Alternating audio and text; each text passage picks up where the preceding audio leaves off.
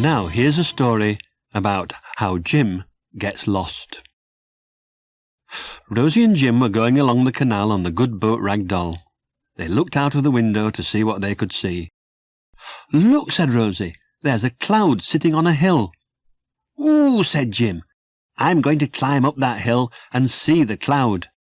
"Noggin," said Rosie, "you can see clouds any day up in the sky." "But I want to see one close too. I want to touch it and see what it looks like inside." "Fizzy noggin," said Rosie. "Well then, bring a piece back for me." "Aren't you coming?" "No, I'm not," said Rosie. "I'm busy with my painting." So Jim had to go by himself. He took an empty jar with him so that he could bring a piece of cloud back for Rosie. Jim climbed up the hill. It was a long way, and he was soon out of puff. He sat down for a rest. How far away the rag doll was now, and how little it looked. Jim set off again. He was getting close to the top now. Jim could see the hill going up into the cloud. Soon he would be able to touch it. "I wonder what it's made of," said Jim to himself. "It looks like fluffy cotton wool." As Jim climbed up, things began to change. The sun stopped shining. All went cold and clammy, misty and damp. Jim couldn't see the cloud now. He couldn't see much at all. There was a white something all round him. The trees and the cows and the sheep kept going away into this cold, wet, white stuff, then coming back again. He kept walking into things. "Whoops! Help!" shouted Jim. He had fallen over a monster with long horns. It was only a sheep lying on the grass. It jumped up and ran off into the whiteness. "I think I'll go home." But which was the way home? He looked all about him, but he could not see the rag doll now. He could only see this white stuff all round him.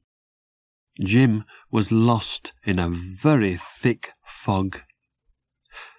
"I think this is the way." He set out, walking quickly. Too quickly. "Whoops! Help!"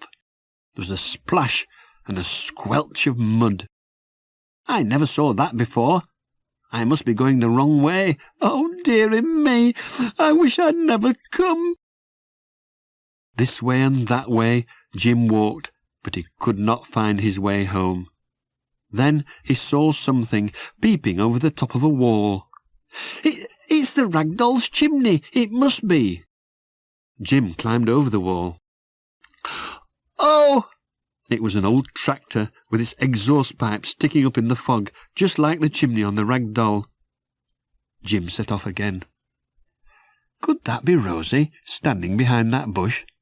It looked just like her mop of hair in the foggy whiteness. "Rosie! Rosie!" Jim ran towards the bush. Oh! It was a mop that someone had left leaning against a gate-post. It looked just like Rosie's hair. Poor Jim. He felt so sad and so lost. It was too cold and wet to stay where he was, so he set out again, walking into the whiteness all around him. Then he saw a sight that made him feel happy. Visgog! There was a man standing very still in the middle of the field, with my old straw hat on his head and his back to Jim. "I'd know that hat anywhere," said Jim. He ran across the field. All he had to do was to follow my footsteps and so find the way back to the rag doll. "I expect he's come to see the cloud so that he can put it in a story," said Jim. Jim came closer and closer. The man did not move at all. He was as still as a statue. Jim came right up to him. What had happened to his feet? They had turned into sticks that were stuck into the ground. Jim walked round in front. "Oh!" The man's face was made of an old sack filled with straw, with buttons sewn on for eyes, a stick for a nose, and a line of stitches for a mouth. It wasn't me at all. It was a scarecrow, and he couldn't tell Jim the way home. Poor old Jim. He didn't know what to do. He sat down by the scarecrow and hugged himself to keep warm and wondered what to do. Then Jim heard something, very faint, but a sound he knew. Quack!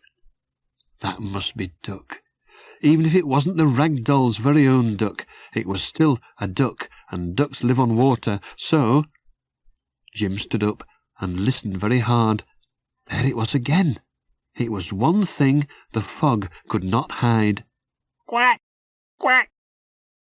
It's coming from that way. That's the way I'll go. Jim followed the quacks. Quack! Louder and louder came the sound of Duck. Over walls and through bushes, Jim followed the sound. He walked through a stream and a muddy bog.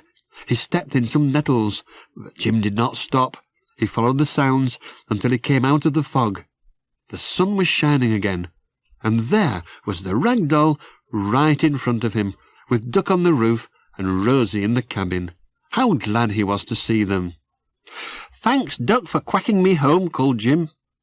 He ran to Rosie, and she gave him a great big hug. "Oh, Rosie, Rosie," said Jim, and he told her all about his adventure. "Ooh, Noggin," she said, "my hair doesn't look like a mop." "In the middle of a cloud," said Jim, "anything can look like anything." "And did you bring me my jar of cloud?" said Rosie. But Jim couldn't find that jar anywhere. "It's lost in the fog," he said, "and it can't be quacked home."